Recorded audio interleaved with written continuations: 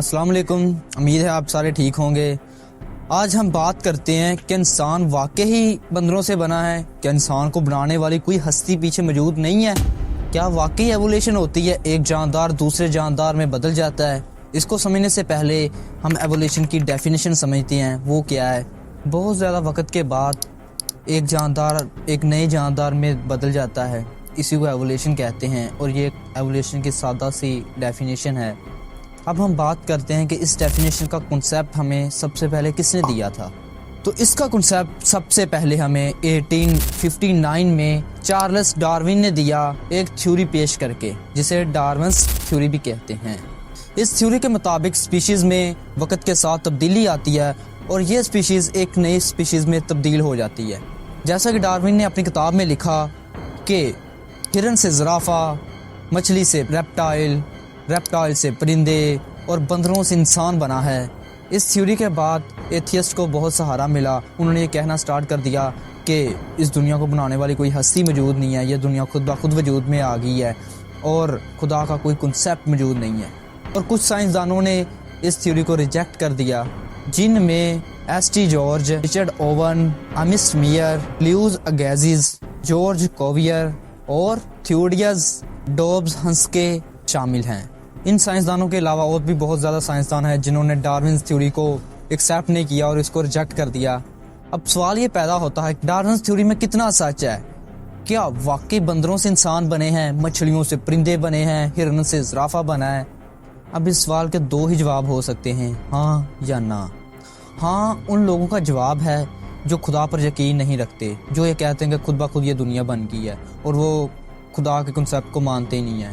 لیکن نہ، ان کا جواب ہے جو خدا کو مانتے ہیں اور ایک مذہب کو مانتے ہیں۔ اور وہ لوگ جو خدا کو نہیں مانتے، ان کا کہنا یہ ہے کہ انسان بندروں سے بنا، بندر کسی اور سپیشیز سے اور وہ کسی اور سپیشیز سے، یعنی کہ تمام سپیشیز کا ایک ہی کامن سپیشیز ہے اور وہ خود بخود بن گیا۔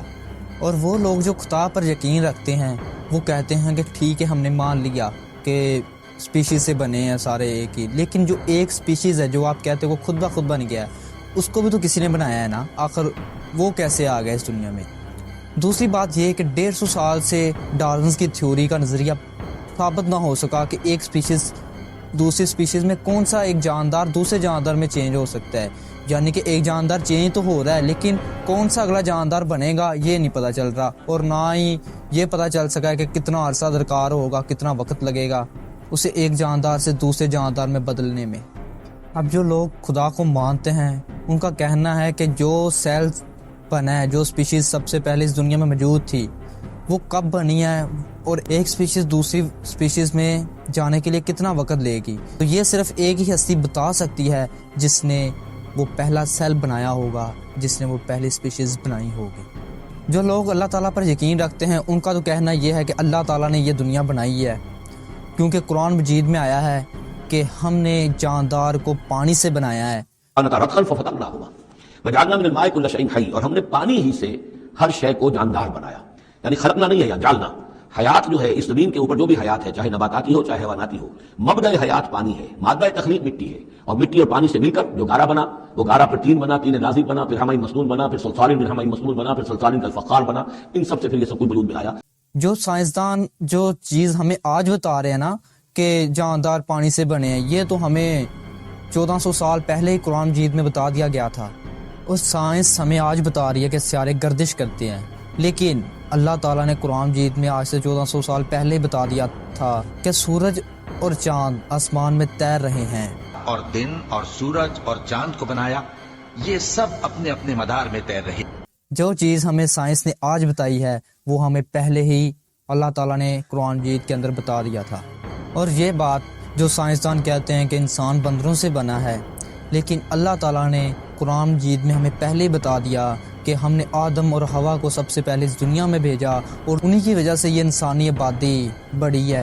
یا ایھا الناس اتقوا ربکم الذی خلقکم من نفس واحدہ، اے پوری انسانیت اس اللہ سے ڈر جاؤ، اس رب کا تقوی اختیار کرو جس نے تم سب کو ایک جان سے پیدا کیا، یعنی سیدنا آدم علیہ السلام، وخلق منها زوجها، اور اسی جان سے اس کا جوڑا بنا دیا، یعنی سیدہ حوا، اور پھر اس جوڑے سے کیا ہوا؟ وَبَثَّ مِنْهُمَا رِجَالًا كَثِيرًا وَنِسَاءً، اور پھر ہم نے مرد و عورت کے اس جوڑے سے کثیر تعداد میں مرد اور عورتیں اس زمین کے اوپر پھیلا دی. اور اس سے یہ ثابت ہوتا ہے کہ جو ہستی ہمیں آج سے ہزاروں سال پہلے کا بتا سکتی ہے کہ ہم نے کیا کیا، تو اس سے یہ ثابت ہوتا ہے کہ انسان بندروں سے نہیں بنا بلکہ انسان کو بنانے والی ایک ہستی تھی. اور یہ تو تھا ایتھیسٹ اور خدا پر یقین رکھنے والوں کے بارے میں کہ وہ کیا کیا اپنی رائے دیتے ہیں. تو اگر آپ اپنی رائے دینا چاہتے ہیں تو پلیز ہمیں کمنٹ میں لازمی بتائیں. شکریہ.